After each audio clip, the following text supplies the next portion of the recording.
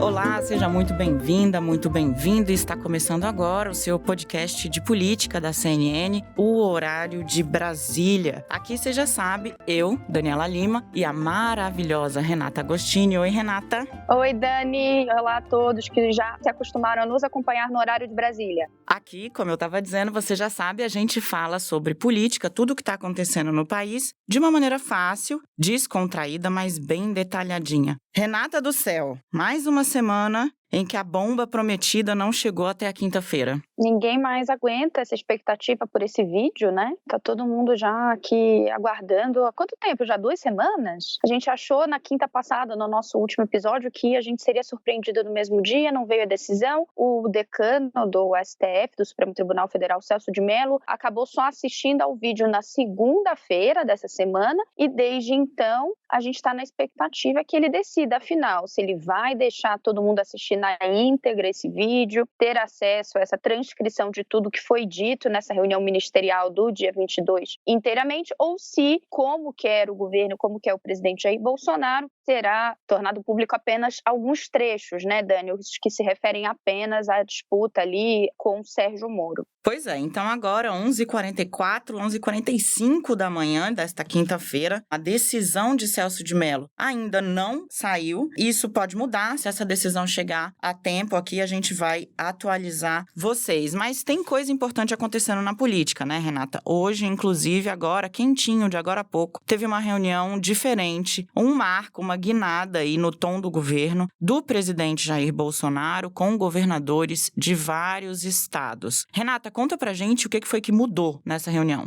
Essa reunião foi bem bandeira branca, amor, não posso mais, né? Já estamos um pouco habituados a ver o presidente fazer esse vai e vem no seu discurso. No momento ele faz um afago, uma sinalização de que vai aquecer os ânimos, no outro ele volta, dá uma cutucada nos demais poderes. Hoje foi o dia de fazer um aceno, um gesto, e foi assim que ele abriu essa reunião com os governadores, em que estavam também o presidente da Câmara, Rodrigo Maia, o presidente do Senado, Davi Alcolumbre, fez um discurso num tom mais tranquilo, pedindo apoio para que ele, vetando parte daquele projeto de socorro aos estados que a gente vem tratando aqui na CNN, né, e também falamos no Horário de Brasília tantas vezes, que ele vetando um trecho, que ele tem apoio do Congresso para que esse veto não seja derrubado e que os governadores também reúnam ali maioria para apoiar essa medida, né, Dani? Então, para quem está chegando agora e não está muito afeiçoado aí a esse tema, é o seguinte: por conta da pandemia, tá todo mundo tendo que fazer uma série de desembolsos, pagamentos, gastos que não estavam programados. Só aqui em São Paulo, por exemplo, a gente viu pipocar uma série de hospitais de campanha, né? Hospitais montados ali para evitar o colapso do sistema de saúde. Por conta disso, o governo estruturou um projeto para socorrer estados e municípios. E aí, esse projeto ali previa uma série de contrapartidas para estados e municípios receberem esse dinheiro extra e darem conta desses gastos que surgiram com a pandemia da Covid-19. Pois muito bem, entre as contrapartidas, está ali o congelamento de reajustes de servidores públicos. Ou seja, durante aí um período, os servidores não poderiam receber aumento dos estados. Esse dispositivo foi o alvo de uma discórdia no Congresso Nacional. E aí o presidente está querendo o quê? Vetar a autorização para reajustes. Por quê? Porque Paulo Guedes prometeu dar um duplo twist carpado se isso não acontecesse. Foi assim mesmo. Então, o presidente, atendendo a equipe econômica, o presidente falou: vou vetar, mas os governadores precisam me ajudar a segurar as pontas. E foi o tom dessa reunião de hoje, foi o tema dessa reunião de hoje, esse projeto e outras reivindicações dos estados. Como a Renata explicou muito bem, a conversa aconteceu em tom ameno. E me chamou a atenção, Renata, o fechamento ali do discurso do governador de São Paulo, João Dória, que é visto como um adversário mesmo, abertamente, pelo presidente Jair Bolsonaro. Dória falou: olha, nós estamos em guerra e na guerra ninguém ganha, todo mundo perde. Nem quem ganhar, nem quem perder, vai ganhar ou perder. Nem ganhar não vai perder. Todo mundo vai perder. Não acho que quem ganhar ou quem perder, nem quem ganhar nem perder, vai ganhar ou perder. Vai todo mundo perder. Com certeza, João Dória não ia gostar, #chateado, de você estar comparando ele a uma fala da ex-presidente Dilma Rousseff, mas vamos seguir. Mas o nosso ouvinte vai. Enfim, ele fala isso, nós estamos em guerra, na guerra ninguém ganha. Vamos juntos, vamos em paz, presidente. E o presidente Jair Bolsonaro agradeceu e parabenizou a fala. Não houve troca de farpas. A última vez que uma reunião entre governadores, especialmente entre o Dória e o Bolsonaro, aconteceu, teve discussão pública. Troca de acusações mútua, foi um negócio bem pesado. Dessa vez houve aí essa tentativa de hastear a bandeirinha da paz. A grande dúvida, né, Renata, que fica é: até quando? Sim, a estabilidade desses acenos, né? Não dá para saber, essa é a verdade, porque o presidente tem esse comportamento ciclotímico, não só em relação a governadores, mas em relação aos demais poderes, então a gente não sabe o quanto tempo. A gente estava até conversando sobre isso antes de gravar, né, Dani? Corre o risco de chegar no fim do dia, ele ali cansado, indo para voltar para o Palácio da Alvorada e chegar perto dos apoiadores e dar alguma declaração atrapalhada ou enviesada e, de novo, como alvo ter governadores ou outros poderes. Eu acho que nessa reunião de hoje, de quinta de manhã, além desse ponto, né, dessa sinalização para uma coordenação com os governadores e vice-versa também, o governador João Dória, que teve sua parte, digamos, de culpa, de responsabilidade nesse atrito, porque ele também fez críticas ao presidente diversas vezes. Hoje, como você pontuou, Dani, ele colocou ali uma postura disposta à conciliação. Mas, além disso, tem outros sinais importantes nessa reunião em relação aos demais poderes. Esse projeto do socorro aos estados, ele tem até o dia 27 para ser sancionado pelo presidente. Portanto, a gente está falando que o presidente tem até a quarta da semana que vem para tomar uma decisão, ou ele passará a valer conforme saiu do Congresso. E dentro do Congresso houve uma disputa grande entre Senado e Câmara sobre qual seria o modelo, o formato desse projeto. A gente teve hoje ali acenos entre Davi Alcolumbre e Maia, falas em direção à costura conjunta desse projeto e também uma sinalização de Rodrigo Maia em relação ao governo federal. Bolsonaro e Maia andaram em atritos, né? Fizeram nos últimos dias uma aproximação, teve um encontro, e a fala de Rodrigo Maia é música para os ouvidos de Paulo Guedes. Quem pensava uma reforma administrativa antes dessa pandemia, com uma relação dívida de 70%, agora vai ter que pensar uma reforma administrativa com uma relação dívida-PIB na ordem de 100% do PIB. É outra reforma administrativa, não do ponto de vista apenas da economia, mas da qualidade do gasto público. Esse tem que ser o nosso objetivo.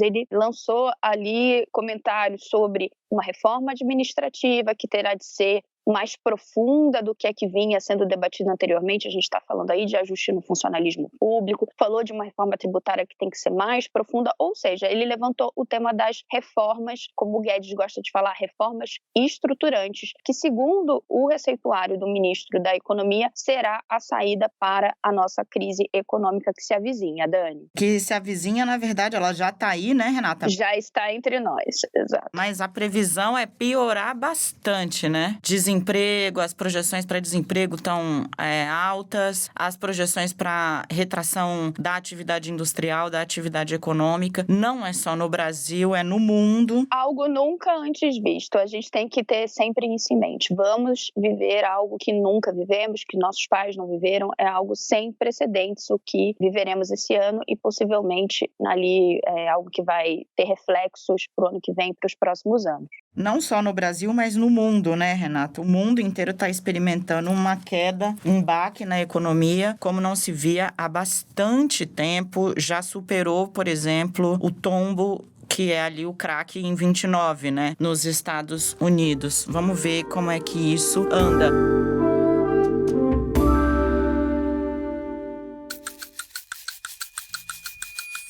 Renato, uma coisa que fez sucesso na internet, não sei se você teve tempo de ver, de conferir nas redes sociais, é que, bom, o presidente falou com os governadores por teleconferência, mas os presidentes dos poderes estavam ali numa mesa, né, com ele. Uma mesa com espaços maiores entre as pessoas, estava todo mundo de máscara, o presidente tirou a máscara só para falar, mas o presidente da Câmara, o Rodrigo Maia, Davi Alcolumbre, do Senado, já teve Covid-19. E o Rodrigo Maia, presidente da Câmara, todo mundo está dizendo que ele se tornou uma pessoa bem cuidadosa, né? E é muito engraçado o presidente Jair Bolsonaro com aquele jeito informal dele, sempre pegando nas pessoas. E o Rodrigo Maia se afastando, colocando a cadeirinha assim no canto e indo bem pro cantinho da cadeira. Fez muito sucesso nas redes sociais. Então, Bolsonaro ia pegar nele, ele, opa! Ia pegar de novo, ele, opa! A mãozinha, distanciamento social, por favor. Muito bom. Fez muito sucesso nas redes sociais. Inclusive, quando o Maia foi até o Palácio do Planalto para esse gesto ali de reaproximação com o Bolsonaro, ele esticou o cotovelo para cumprimentar, seguindo a nova etiqueta, e Bolsonaro foi, agarrou ele, deu um abraço. Exatamente. E é muito engraçado que o presidente,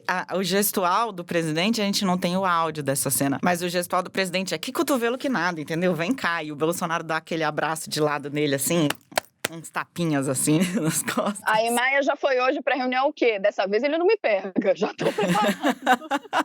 Ele foi chegando pro ladinho. Renata, vamos falar um pouquinho, claro, sobre outros temas que estão aí, porque essa mudança no discurso do presidente vem acompanhada de uma guinada, a gente tá tratando dela aqui toda semana, na estruturação da articulação política. Então já dá pra dizer que consolidou. Aliás, Renata Agostini, vou fazer aqui louvação necessária. Renata, que dia foi que você publicou o mapa de cargos do Centrão? 21 de abril. 21 de abril de 2020. Portanto, há um mês. Há um mês, Renata Agostini publicou o mapa de cargos do Centrão. Mapa, ou seja, quais foram os postos que o Centrão reivindicou. Todas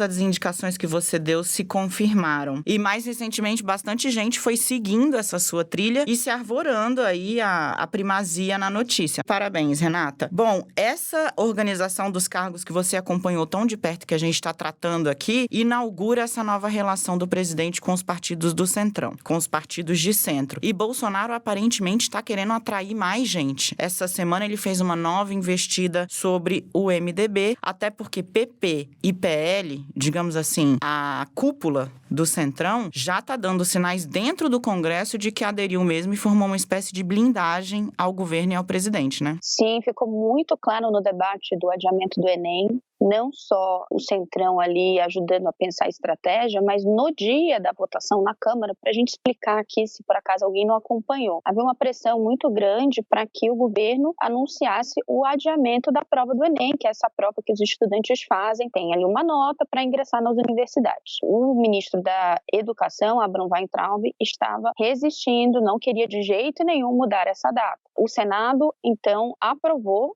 um projeto prevendo o adiamento e sem estipular uma nova data.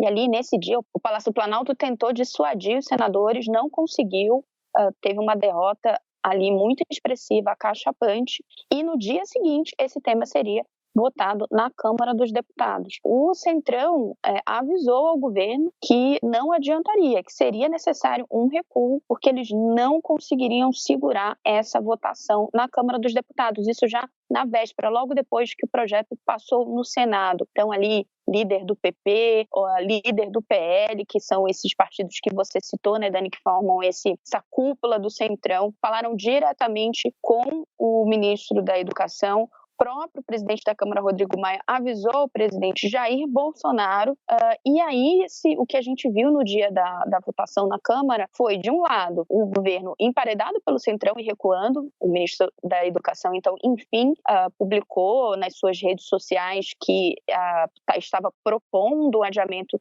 de 30 a 60 dias na realização da prova, e a gente viu ali no início, na abertura dos trabalhos na Câmara dos Deputados, Maia dizendo que esperaria uma sinalização oficial do Palácio do Planalto, porque não dava para acreditar no que dizia o ministro da Educação, e Arthur Lira, que é o líder do PP na Câmara, um dos principais líderes do Centrão, advogando ali, tomando a palavra e advogando a favor do governo, de que diante da sinalização do ministro da Educação, aquele tema perderia o objeto. O que ele estava querendo dizer? Olha, eles já disseram que vão adiar, não vamos votar aqui essa medida que veio do Senado. Então ele fez ali, às vezes sim, de porta-voz do governo, de forma muito clara naquela sessão, Dani. Eu queria compartilhar aqui, Renata, uma apuração, e se você tiver apuração em sentido diferente, ótimo, compartilhe também, porque assim o nosso ouvinte tem acesso a todos os ângulos desta história. A impressão que eu tive conversando com dirigentes de partidos do Centrão é que o ministro da Educação, Abraham Weintraub, perdeu a queda de braço dentro do governo. Ele perdeu o apoio do presidente. O presidente foi convencido de que o ideal era adiar o Enem. E aí, Abraham Weintraub acabou ficando ali, digamos, sozinho nessa tentativa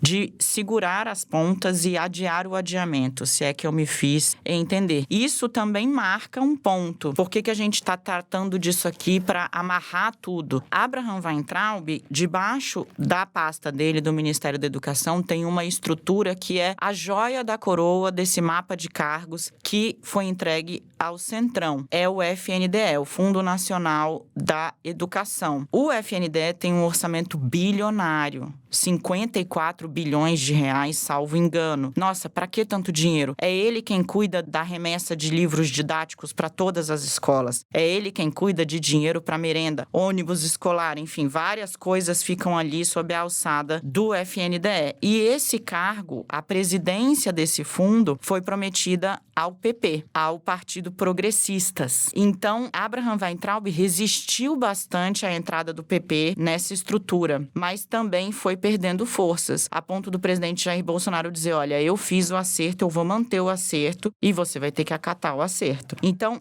o adiamento do Enem e a cessão desses espaços a contragosto do ministro mostra aí que o presidente está levando com pragmatismo essa nova relação com os partidos de centro e, inclusive, a contragosto daqueles ministros considerados mais ideológicos, digamos assim. Perfeita, nunca errou. É isso mesmo. Não só a minha apuração vai nessa linha, Dani, como se a gente for observar os passos nesses últimos dias, eles comprovam que os líderes do Centrão têm falado sim nos bastidores. O que aconteceu ali no caso do FNDE, tinham 3 cargos principais que haviam sido prometidos quando se fechou ali esse acerto dessa primeira rodada de negociações com o Centrão. Eu gosto sempre de dizer que a primeira rodada, porque não dá pra gente imaginar que essa negociação, caso o presidente esteja de fato disposto a consolidar uma base parlamentar no Congresso, vai parar por aí. Eu gosto sempre de lembrar o que um desses influentes líderes do Centrão me falou. Nós não somos tão baratos assim. Não é com meia dúzia de cargos que eles vão manter a nossa fidelidade para sempre. Então é sempre bom a gente observar. De qualquer forma, esse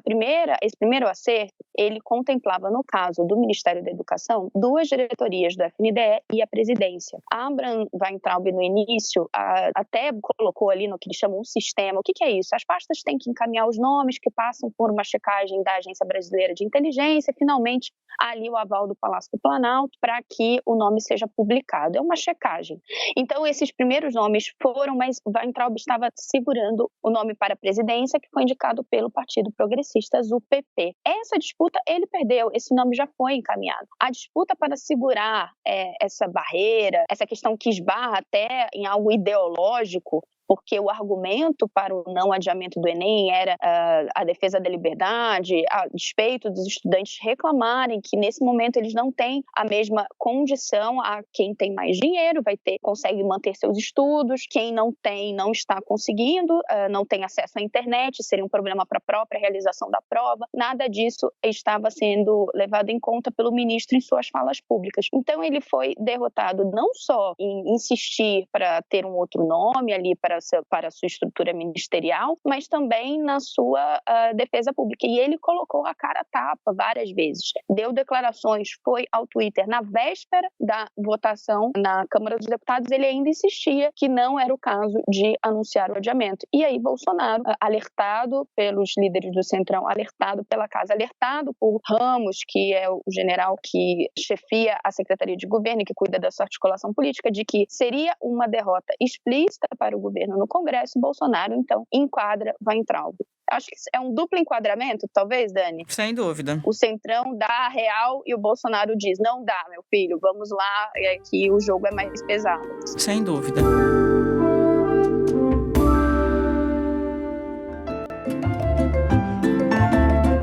Renata, vamos encerrar, partir para o nosso último assunto aqui do nosso podcast dessa semana, cloroquina. O presidente Jair Bolsonaro, depois de 2 ministros da Saúde terem se recusado e por isso perdido seus cargos na pasta, primeiro Luiz Henrique Mandetta e depois Nelson Teich, o presidente encontrou ali no general Pazuello a figura que topou editar um novo protocolo para a cloroquina. Uma coisa que ficou registrada nos jornais e que chamou bastante a atenção da Renata, e eu quero que ela coloque aqui para vocês no esteio de toda a discussão que foi desencadeada após a publicação desse dito protocolo pelo governo, é que ele não tinha assinatura de ninguém. Nenhum médico, nenhum técnico assinou o documento, inclusive que está fora dos padrões do Ministério da Saúde. E essa é só uma das coisas estranhas e que suscitaram discussões a respeito desse documento, né, Renata?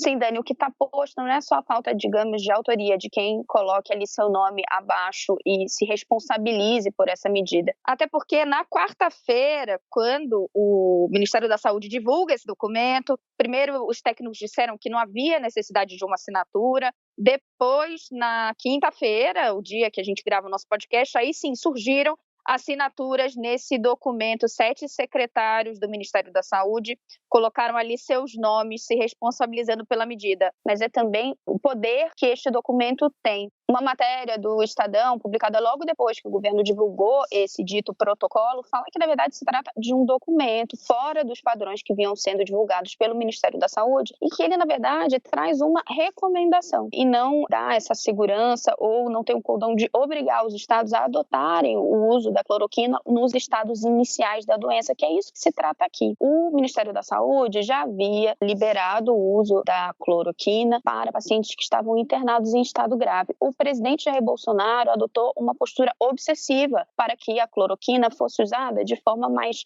generalizada, ou seja, quem tem alguns sintomas leves, está no início da doença e queira já começar a tomar a cloroquina, poderia, mas isso não tinha uma autorização ou está fora dos padrões, inclusive está fora das recomendações da Organização Mundial da Saúde, que teve que responder diretamente sobre uma pergunta, né, no caso dessa mudança de postura do governo brasileiro. Jair Bolsonaro não conseguiu forçar Luiz Henrique Mandetta a adotar essa recomendação mais ampla para o uso da cloroquina, não conseguiu fazer com que Nelson Teich endossasse publicamente e assinasse uma medida como essa. Ela acabou saindo aí nessa gestão interina do general Eduardo Pazuello e Bolsonaro agora, diante disso, já sinalizou que ele pode, inclusive, ficar bastante tempo por lá. E isso se soma a movimentos de militarização na pasta, né, Dani? Sim, muito fortes. A gente contou aqui ao longo da semana na CNN que uma das missões do Pazuello não era só colocar esse documento sobre a cloroquina na rua, mas também fazer ali uma limpa no Ministério da Saúde, trocar nomes deixados por Luiz Henrique Mandetta e fazer ali uma administração mais com a cara do governo Bolsonaro, pois ele colocou vários militares em postos estratégicos, mais de 18 nomeações já foram feitas e isso está despertando uma série de questionamentos à eficiência da pasta ou mesmo ao caráter técnico, se esse caráter técnico de um ministério que é imprescindível no meio de uma pandemia vai ser mantido. Sobre o protocolo, a gente teve ontem no CNN 360 um debate muito interessante entre 2 ex-ministros da Saúde, Arthur Quioro, que foi ministro da Saúde do governo Dilma Rousseff, e Ricardo Barros, que foi ministro da Saúde do governo Temer. Ricardo Barros resumiu tudo isso que você explicou pra gente da seguinte forma: com esse documento, o presidente Jair Bolsonaro fez um movimento eminentemente político. E não vejo por que essa polêmica, né? O presidente Bolsonaro criou um fato político ao determinar a expedição deste protocolo, mas na prática não mudou nada. Os médicos já podiam prescrever cloroquina em qualquer etapa do tratamento. Porque, tecnicamente, muda muito pouca coisa, mas ele marca uma posição política. E Arthur Quioro ressaltou não só a falta de padrões do documento, também a falta de assinatura, mas o fato de que essa sinalização eminentemente política, reconhecida por Ricardo Barros, parênteses, Barros é do PP, esse partido progressistas que agora está ali aliado ao presidente Jair Bolsonaro. E ele já era, segue sendo vice-líder do governo no Congresso. É isso, ótimo. Excelente ponderação. E aí Arthur Chioro diz o seguinte, além desse gesto eminentemente político, ele reforça a ideia para uma população que já está meio perdida, sem saber quem é que houve, de que há um remédio para a Covid-19 e que, portanto, ele contribui com o afrouxamento do isolamento social, porque as pessoas passam a achar que, bom, agora tem um tratamento. A população brasileira virou um grande experimento. É o primeiro caso de um país que se dispõe a utilizar de maneira disseminada uma droga sem controle, que a gente sabe que já de antemão que tem ineficácia para o Covid-19 e que tem graves efeitos colaterais. E insisto, produzindo uma perspectiva para a população de que há um tratamento medicamentoso, quando hoje, sabidamente, a melhor arma que nós temos para a Covid é o isolamento social.